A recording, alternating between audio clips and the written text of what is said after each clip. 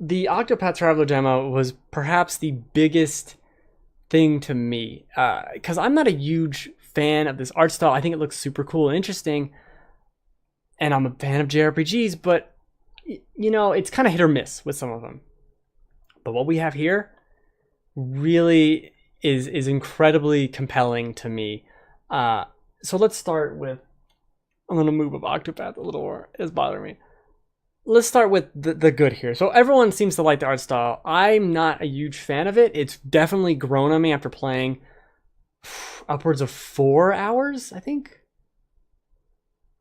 3.5 hours or so of this, both sides of the demo. When you quote unquote beat one side, you can just keep wandering the world and go and get the other person in your party. I like that. I don't like the one person in your party at all times for the main section of this demo. Granted, it's the beginning, but as soon as I had 2 people and you're doing the strategy, man, the possibilities for all that is just so much fun. And we'll get into the battle system here, which is very unique and interesting and is all about breaking down the opponent. So it has this little weak indicator on there, and you can see, oh, that person's weak to short swords or spears or dark magic, but you can only see it if you've used it on that enemy before. And it has this break gauge of sorts with a number on it, and you have to hit them that many times with a weakness to break them. When you break an enemy, they don't get their turn for that round, and they don't get their turn for the next round. So it's freaking huge. It's freaking huge, especially when you're only one person and you're trying to fight 2 wolves or something. So you break one wolf, the other wolf hits you, right? The next turn, the first wolf can't do anything. The second wolf, you break him. Then the next turn, he can't do anything, and the other one can't do anything either, because then you break him again. So you're alternating back and forth, like break this guy, break that guy, break this guy, break that guy, and you're unscathed. So it has this really fun, puzzly, almost rhythm game feel to it in that way. And as soon as I got the hang of it all, it's a little weird. It's a ton of fun. And there's an even other layer to this where you can, I forget what they call it, but you can kind of charge up the attacks. So it's this little meter at the top right. I keep pointing, trying to figure out which direction is it. It's at the top right. I'm pointing to the top left, which is, my brain does not work. So you can charge up your attack. Basically, I'm going to attack once, but I press the button. Now I'm going to attack twice. And press it again. Now 3 times. Now 4 times. Up to 4. And you can store those, or you can just use them each turn and have like 2 attacks each turn. Or you can store it and do 4 attacks. You do more damage on an enemy that's broken. So you want to kind of break that character and then unleash all of your attacks on the next turn. And that's where the system starts really getting deep, and we have that plus another character in the party, plus, I'm fighting 3 different guys. They're all weak to different things, so I'm going to use this dark magic. That's going to break the other 2 characters. Then on the next turn, I punch this guy in the middle who has 6 times I need to hit him, so I'm whittling him down while breaking the other guys because they only have 1 break point. I'm breaking them with a magic spell.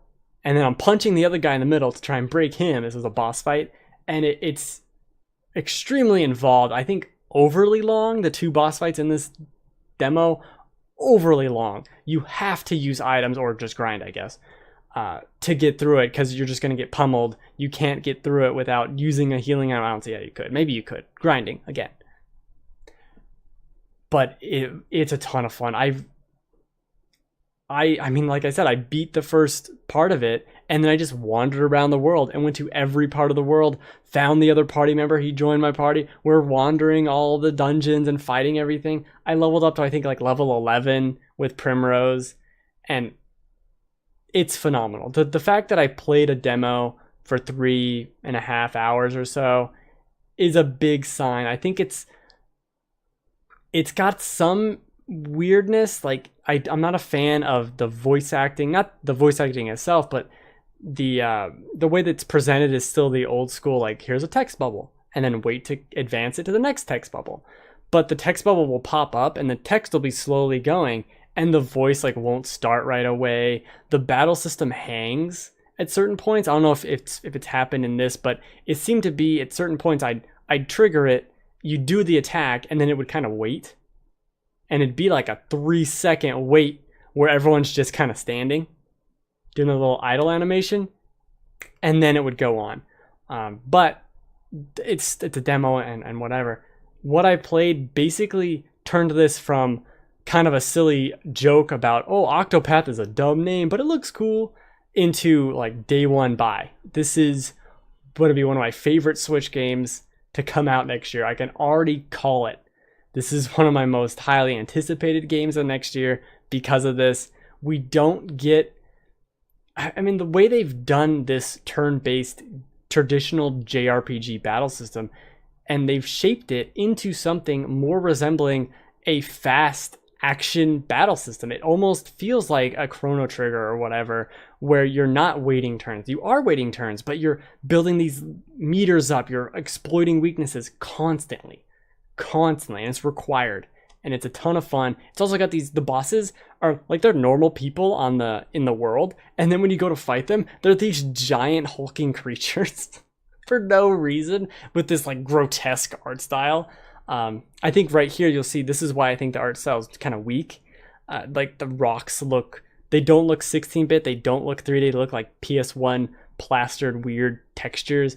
It doesn't quite work in certain instances. Also, there's a depth of field kind of blur that goes on that it just makes it kind of hard to see. There's weird fog that, again, makes it hard to see the beautiful potential art of this.